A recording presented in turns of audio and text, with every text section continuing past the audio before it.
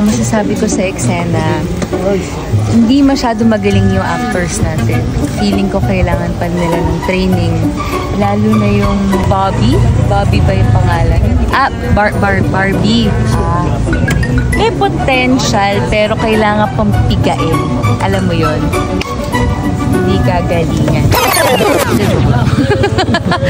Diyos ko, pakagaling ng Barbie Fortesa. Kaya nga ako nandito, nanonood ako ng eksena para mapag-aralan ko kung paano siya umarte. Kasi andun yung temp namin.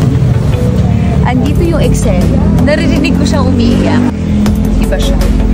Idol ko talaga siya. And it's an honor and a blessing. You can call it a blessing actually. To work with her and just to see her do her craft, her passion. I love you. Hindi ka pa kagalingan masyado, pero okay lang.